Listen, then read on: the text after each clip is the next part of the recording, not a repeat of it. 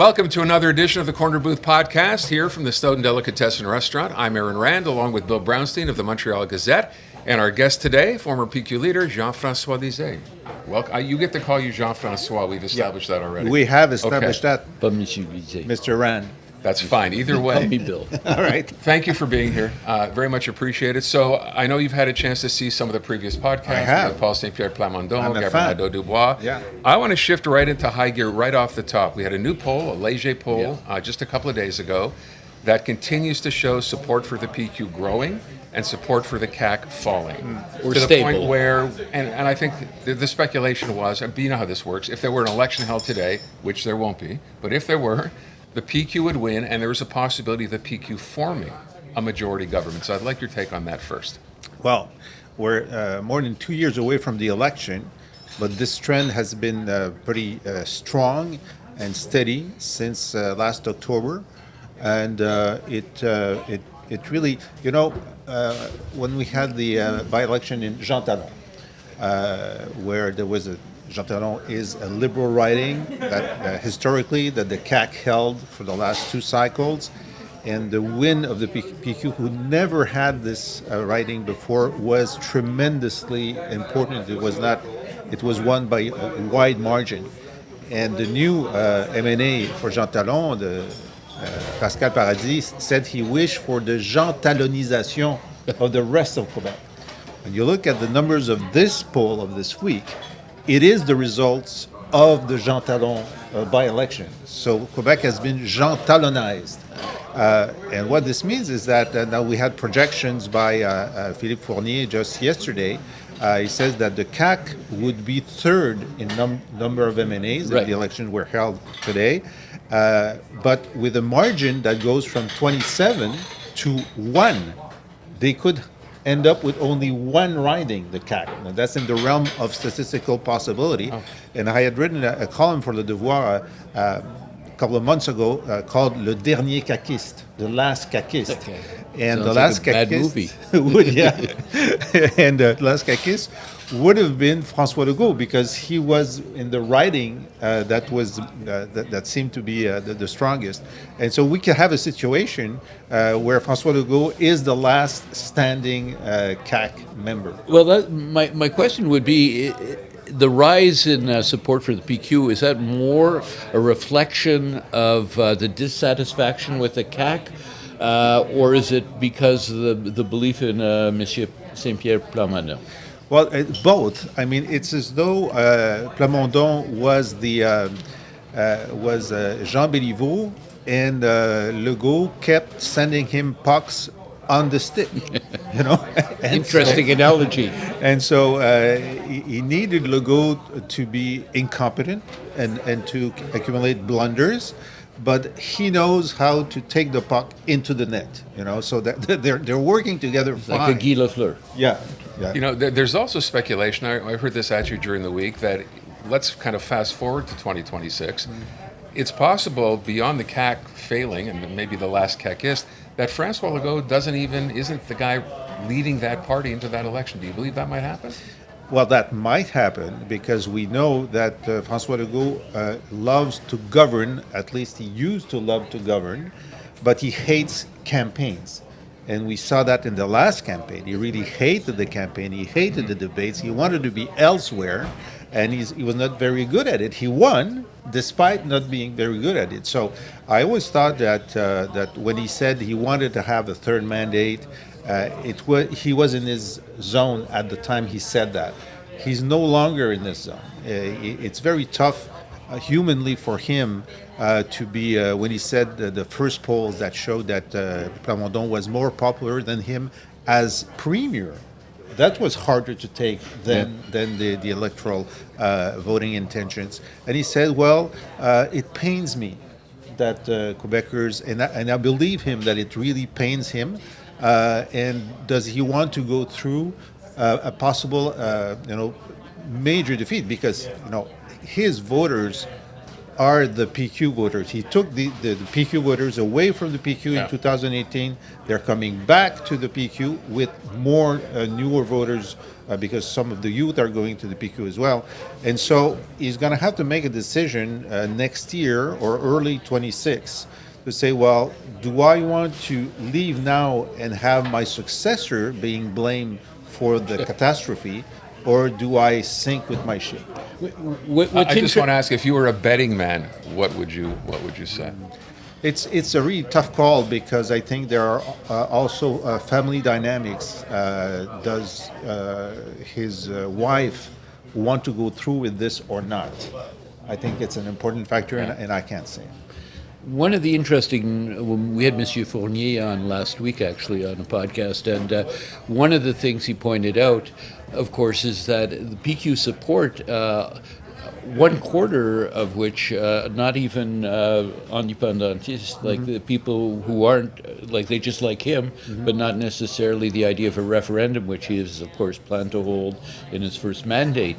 How difficult is it to get around that in terms of if it doesn't come through referendum, like would he still continue on a course of government, but without having a yes vote? Well, it's extremely difficult, and the reason why, well, it used to be that about 20% of the PQ voters said they would vote no at a referendum. Right. But now it's up to 25, Right. 27%. Why is that? Well, it's because CAQ voters who are not independentists are coming to the PQ because they like Plamondon. Now there are still about 30% of the CAQ voters who say they would vote yes. So there's still the people to have made the switch, but beyond that, the numbers we have on sovereignty now is about 34, 36% for. So what you look is the trend. So Plamondon hopes that, and he said this week, I hope that by the time of the election, it's going to be up to 40%. When Parizeau won the election in 94, it was at 44%. So you see that the whole point of going from 44 to 50 plus 1 was more feasible. Even more so because the year before, in 93, in 92, there was more than 50% for the yes. So you had to regain voters who had been in favor of sovereignty in the recent past. Now, that's not the case now. And when you look at the trend, it's not a strong trend, but what is happening is that people who say they would vote no are less numerous now than they were 1 or 2 years ago. So if there is a movement, the movement is, I'm not sure I'm going to vote no anymore. I'm undecided, and at some point I'll switch to yes. So you can say the trend is, there's a small favorable trend towards the yes, but it's small, and so Plamondon needs this trend to strengthen considerably to be, when he's elected in 26, and shooting distance from a majority. All right, so that being the case, two questions. Number one, is there a demographic shift in the yes-no vote from what you've seen, or the potential vote? Mm-hmm. It used to be young people supporting it, older generation not so much. Is that still the same from what you're saying? Well, when you look, there's, in fact, these numbers are very soft. You saw that in the youth vote, and we saw that in 95 in the 95 referendum. A year before the 95 referendum, we had baby boomers who were younger, but the less than 18-24 vote was very hard to decipher and very soft, and they became sovereigntists during the campaign itself. And I always felt that the similarity between the province becoming independent and the young adult leaving home was so great that during the heat of the discussion, the juncture would be done for Francophone voters, certainly, young Francophone voters. Now we see that there are more young Francophones for independence now than 2 years ago. Most young Francophone voters are at Québec Solidaire.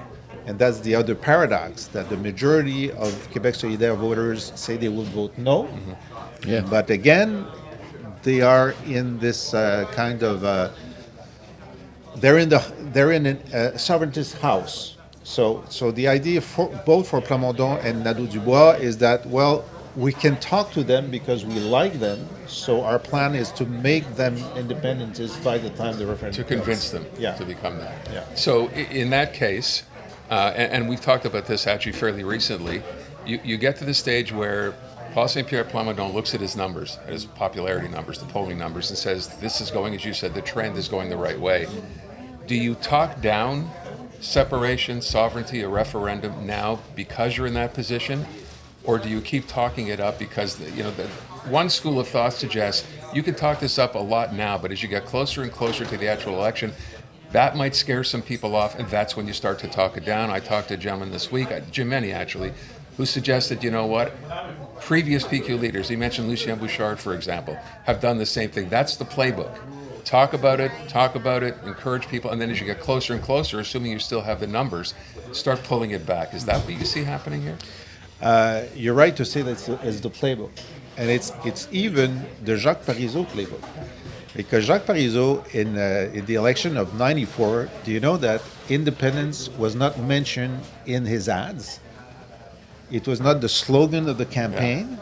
Of course, he talked about it every day because the liberals talked about it every day and reporters talked about it every day. So, of course, the campaign was pivoted on the referendum, but it was not his game plan. I think Plamondon will break the game plan. He was an adversary during the leadership campaign, and then he was my advisor for a couple of years, so I know him pretty well. And he's betting his political life on independence. And he thinks that the more you talk about it, the more people will become independent.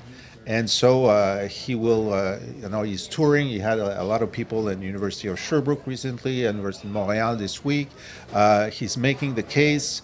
He decided to do the year one budget. A lot of people in the movement told him it was a bad idea, that it could go sideways. It went very well. And so I think he's going to use the electoral campaign as a showroom for independence, because he wants to gain more independence during the showroom than trying to back away from it. Ironically, when we had him on our podcast, a lot of the comments from Anglos, by the way, remarking about his honesty here, not like dipsy-doodling around like Sovereignty Association, this or that, and not dipsy-doodling around the fact, well, maybe I'll have a referendum, maybe not, and all the rest, not, working semantics into it. He was very clear. And the comments we're getting, at least we know where this guy stands, as opposed to listening to some of our other politicians dithering on, well, maybe yes, maybe no, maybe I'm a federalist. Maybe. He was clear, he was honest. And on that, and the other thing that they liked, he said, well, which I found kind of interesting, a lot of Anglos saying, if Quebec were to separate, Anglos would then be a minority group and have a minority kind of status that they don't, like in some suggestion, well, maybe we're better off. And it was kind of an interesting take. I didn't expect that. Well, he's very, and it is. I watched that show, and on university tuitions, for instance, he said, well, it was done. It was heavy-handed. He was not against the policy, but he was against the fact that there wasn't a dialogue, there wasn't they weren't listening enough, and although I guess if he had done it in the end, universities would not have been happy with the result, but at least they would have known what was coming up. It would have been done more professionally. Let's say it like this, more professionally. So disagreeing with someone professionally is better than disagreeing with someone who doesn't listen to you, doesn't consult you, doesn't respect you, even if he disagrees with you. See, and I found, to Bill's point, on to your point now, on the university tuition situation, I found that interesting, and it's funny because when we had Denny Coderre on, I asked the same question. He seemed to say he would have done the same thing, maybe in a different way as well. But then I always keep coming back to what Jean-François Robert said when they announced this, along with Pascal Derry, and he said, as part of the rationale, that there was too much English in the streets of downtown Montreal. And I thought, look, if you have an issue with tuition and trying to equalize French universities and English universities, why would you even bring that up? How does that get you into this discussion? Did you understand that?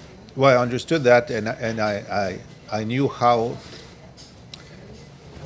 ill-conceived and ill-advised and bad communication was at play here.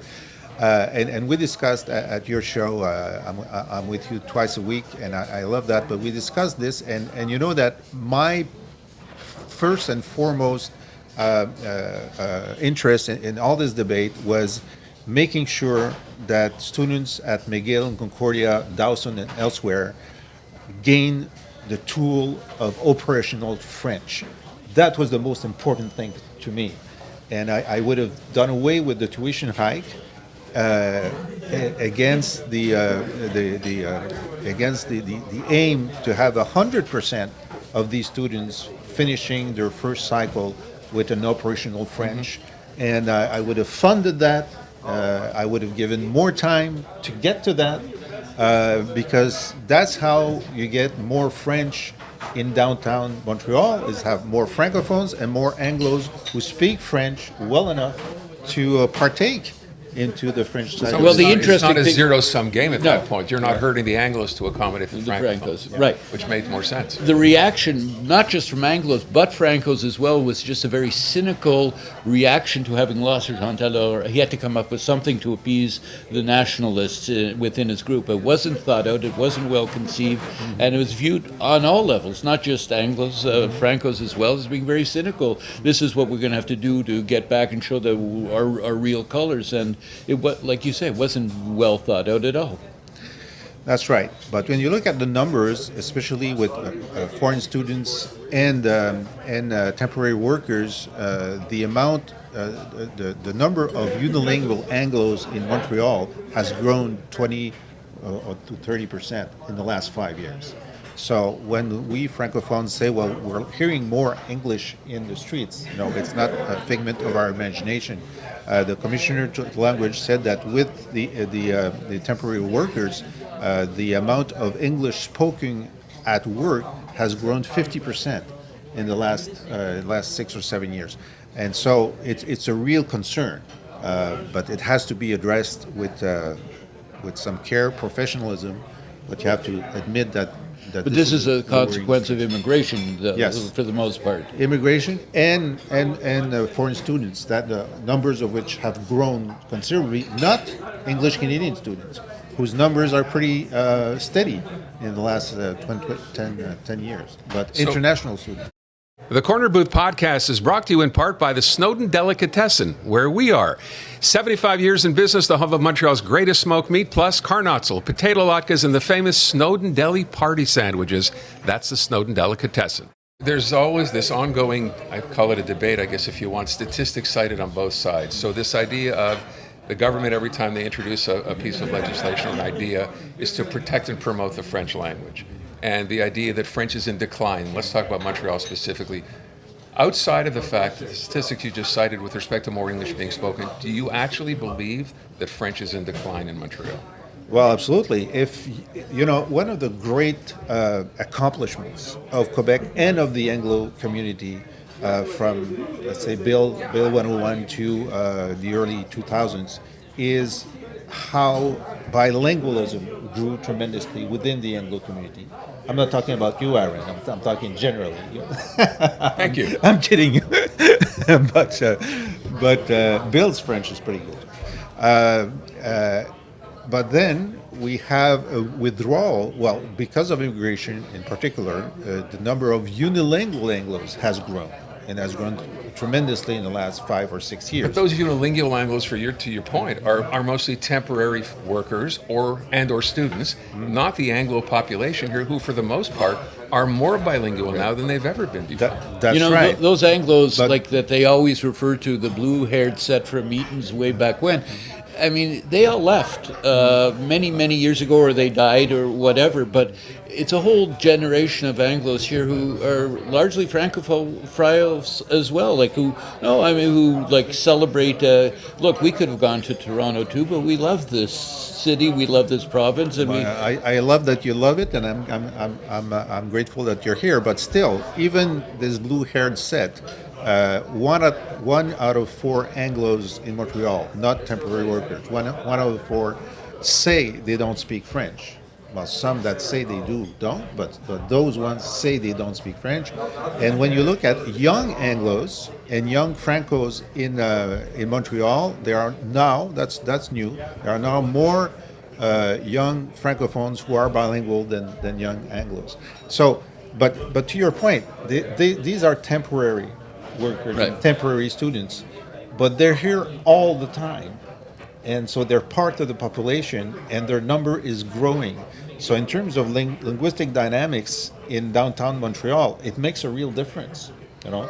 Well, then, if that's, let's assume that's the case, shouldn't the government be spending more money to offer these people a chance to learn French instead of forcing them to learn it on their own and pay for it on their own? And with respect to the students, what we don't mention here is the economic spin-off that involves as well. If they weren't here, businesses would be hurting. So we have a language issue on one side and an economic issue on the other side. How do you square that circle? Well, you can square that circle in many ways. First, the Commissioner of Language has computed how much it would cost to franchise all temporary workers who don't speak French. It's $13 billion. It's not doable. You cannot even start thinking about it. No, if we take 870 million away from the Olympic Stadium, we still have a lot of change left over. Billion, 13 billion. It's very. That's 870 million. I think it's a Yeah. good start. It's a good start. It's interesting you say that. A report just came out, Provigo in Boucherville. They are like they had to hire a lot of. They couldn't find any workers. They hired a bunch of immigrant workers, and they wear these badges. That's great. On apprend français, speak slowly, and all the rest. And not only that, like Provigo is giving them 2 hours of French lessons every week, free. And I think if business got more involved on a level like that, wouldn't that make life a little easier? Those are great things, and I put this macaron. How you say Button pin. the button pin on my networks, and it was just people loved it. Yeah. And now they want to buy it. They want to give it to their employees. Of course, this is great, but the amount that you have to do is so great. So that's why I'm of the British approach. The British approach is if you want to study, work, move to the UK, you need to show that you speak English before coming. And you learn English waiting for your visa. It's going to take a year anyways. And that's the commitment. You have a commitment to come. You want to come. You have to start learning English before you come. And English is not in decline in the UK, but they know that it's a necessary tool of integration. And so if the UK does it, why don't we? If it's going to cost that much money, 13 billion, to educate or to offer French classes to all these people, where should the impetus be on? Should it be on businesses to get involved? Well, that's what I was saying. The private government's not going to sector, pick up that kind of money. It's too expensive. What should happen? Well, I To think take the Provigo example, why can't the private sector get more involved? Well, I think some do it, and they will. But I think, it's the most difficult part in learning a language is getting the basics. When you have the basics, then you can grow in the environment. So coming here without the basics, this shouldn't happen to anyone. And then when you study in Montreal, you say, well, French is part of your Montreal studying experience. That's it. If you don't want to speak French, go elsewhere, because it's an enrichment to be here and to learn French as a student. Which the universities here have said they will now, of course, go ahead and do. That is a paradigm shift of historic importance. It is. Okay? Yeah. I've been asking for that for the last 20 years. So I'm really very grateful that this is happening now. Although they keep saying they can't do it. but I'm sure they can. Well, to a certain level, right? Yeah. Whatever level of proficiency you yeah. want to say is good. But even Mark Miller now says that there are too many Yeah. temporary workers in Canada. There are too many temporary workers in Quebec. Of course, there are too many for what? Not for jobs, because there's always going to be more jobs. Because if you have we have 100,000 that came. Well, 100,000 is a pretty good sized city. Well, if you're coming, if you have 100,000 welders, where you're going to need for them and their kids, the teachers, hospitals, and all that. So they create the necessity for new jobs, and the statistics is the ratio is about 1 to 1. You have one foreign worker, you need he holds a job, and he creates the equivalent of one job to give him all the services that he needs. So you cannot solve the problem of worker shortage with immigration. It's just not doable. It's a spiral. And so we have to decide that our matrix should be our ability to house, feed, and cure these people, and the ability for them not to push the decline of French. So that's the number we're looking for. I want to go back while we still have just a minute or so left. We talked before about the idea, and I don't know Paul St. Pierre Plamondon obviously is anywhere near as well as you do, but I feel the same way that you do with respect to how he's going to proceed. I think he's made up his mind. This is what it's going to be. He's not going to soft pedal separation. This is what he's running on. What would your advice to, he used to be your advisor, as his advisor, what would your advice to him be? Really, I mean, to put everything on the pedagogy of sovereignty, to get out of the National Assembly, to tour the regions, to talk to, go explain the year one budget to chambers of commerces all around. You know, they will not agree with you at first, but at least they'll say, well, I may vote no, but it's doable. You know, this is a step. Okay, it's doable. Is it something that we should do? Because we know in sovereignties there are those who are in favor just for the sake of the freedom of having your own country, and then there are a whole bunch who say, well, I'm not against the idea, but what's in it for me, and how much will it cost, and what's the gain? Okay, so there's a lot of like a transactional potential sovereignties. And I remember in '95 I was doing test group, focus groups, and this kept coming and coming. And I said, no, if we took billboards saying sovereignty $19.95 a year per person, it would give us 5 points just to have any number. People were sort of thirsty for some number. So you have to go through the explanation, and we have a generation who were not there in '95, who have not been exposed to the pros and cons of sovereignty. For them, all of this is new. One thing, when we had Monsieur Fournier on, he pointed out the Liberals, without a leader, he projected would have something like 28 seats if an election were held tomorrow.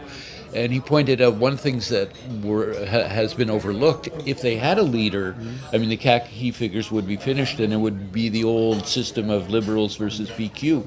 And he said that could change the dynamic tremendously. What do you think about that? Well, Denis Coderre will be the leader of the Liberal Party. You think? You believe that? Oh, I mean, don't think most of the Liberals. What about Carl Blackburn? His name is now being floated. he's gonna. Yeah. Who can sell more membership cards to win the race? I mean, it's Coderre. Who can move the numbers in the polls showing that he's better at driving? Okay. I think it's Coderre. So Coderre will bring back old liberals who are steadfast federalists, even in Francophone circles. So he will be a draw for that. And those people now are at the CAQ. Okay, so it's clear. The CAQ can disappear in 2026. Québec solidaire will not disappear, and the Conservative Party of Éric Duhaime will probably come into the assembly with maybe 5 to 15. So we'll have a divided assembly with 4 parties, but without the CAQ. Last question. I would be remiss if I didn't ask you this. So let's fast forward to 2026. Paul St. Pierre Plamondon wins. He's the new premier. what does that mean for Anglos in Quebec? Well, it means that you're going to have a leader that went to McGill, that is mindful of the rights of the Anglo minority, that will probably be very steadfast in defending the institutions, that will want to have a dialogue. But clearly, he's going to be for independence. But he's not, he's not an Anglophobe. He's not an Anglophobe. He's more of an Anglophile. So nothing to be concerned with, worried about as an Anglo. Because you know what they say, first, forget about separation. We know that as far as Anglophones go, they're not for separation for the most part. And I've actually heard people say, when I asked the question, actually just the other day, what would be the worst outcome in an election? A PQ government or the same CAQ government re-elected? There are quite a few people who think, you know what? A PQ would be better because it can't possibly get worse than it is now for Anglos with a CAQ government. This is the reaction we got too from our podcast. I think that's the right answer. You're going to say that for I know, sure. but I know François Legault well, and well, it's generational. There's generational nationalists that have a kind of atavistic reaction to everything Anglo. Paul Saint-Pierre Plamondon doesn't have a boner of that in his body. All right. I want to thank you so much for your time. Well, thank you. Appreciate it. That wraps up another edition of the Corner Booth here at the Snowden Deli. We'll see you again soon.